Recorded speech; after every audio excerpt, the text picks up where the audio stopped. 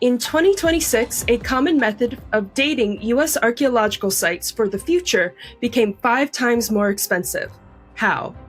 In 2026, a common method of dating U.S. archaeological sites for the future became 5 times more expensive. How?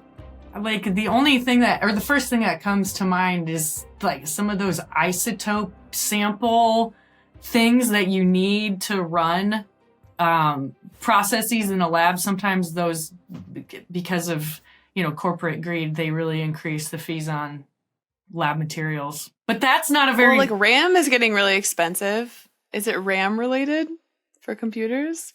Is it the same chemical that they use to make RAM? I'm going to sit out of this one because I think, while I don't know it, I think I've worked it out. So I'm going to leave it to Annie and Emily. Okay. I would focus on the for the future portion of the question. So we really... I know that they talk about, like, how the difference between the proposed Anthropocene and the Holocene... They don't really have... They haven't decided exactly, but they're thinking about doing, like, nukes, because that happened kind of recently. What? Like, I don't know, you know how, like, once, like, atom bombs or once nuclear weapons are used, or then it changes a bunch about the fossil record? For, like, carbon dating, or... Yeah. Okay. Like, that type of... Yeah. That's what I was kind of thinking. And if I'm totally off, tell me if I'm off. I'm not the archaeologist here. So, That's probably why the archaeologist got this question. Yeah. Probably. What would make it more expensive if it's not, like, lab-related technology? They also have, like, defunded so much stuff in 2026. I know. I'm like, could it be like you can't get into the national parks as well anymore? Or, like, tariffs? Tariffs? I didn't even think about that.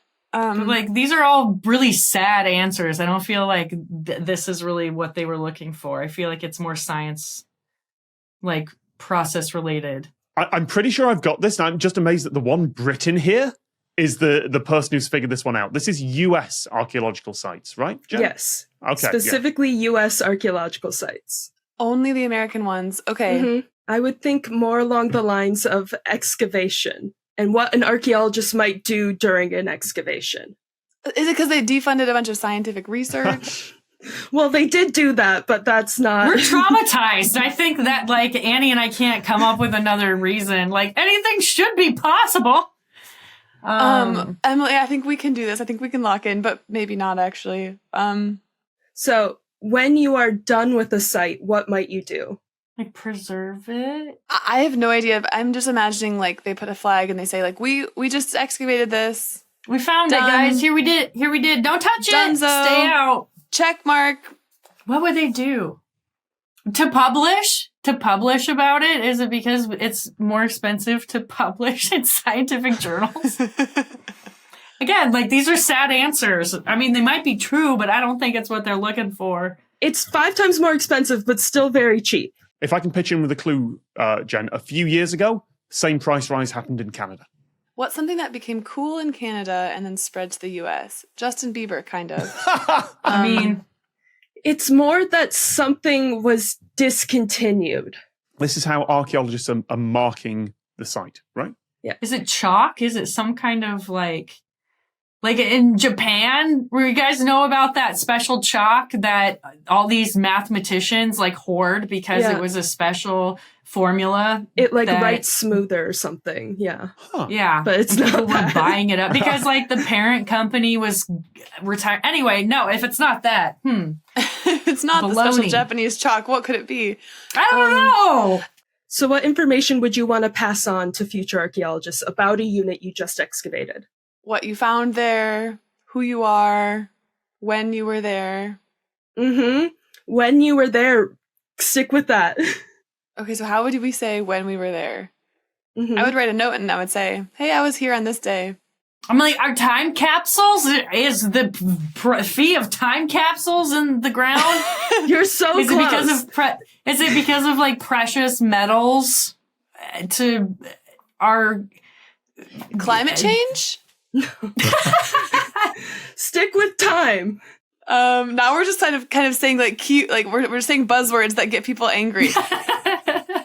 What's something that has a year written on it? A dollar bill? A penny. Mm-hmm. Penny. A penny. And It's what- pennies. You mark it with yes. pennies. And what has happened to the penny? It's going away. Because they discontinued it and they didn't announce any solution for replacing the situation. Yeah. So There's- why would it be 5 times more expensive if pennies are discontinued? Because you have to do it with nickels. Oh. I wasn't thinking like that at all. Yeah, Me so either. I've never actually done this in an archaeology unit, but I have heard of this. So when backfilling in a unit, typically we put something in the unit to mark that we have excavated there. And some archaeologists will put a coin, and the cheapest is of course a penny, so that's one you can easily throw away into this unit. But since the penny is gone, now people will use the next highest coin, which is a nickel. So technically 5 times more expensive. Wow, I mean, that makes sense. I just didn't know that was a cool thing that archaeologists did. I feel like I'm part of the cool kid club. I'm so excited. I'm going to be leaving pennies everywhere so that people can know what year I was there. Yeah, coins are actually one of the most precise forms of absolute dating that we can do, because we know that if we find a coin with a year on it, we know that that site can't date to before that time. That's pretty cool. The Lateral book is out now. Just click on the link to get your copy.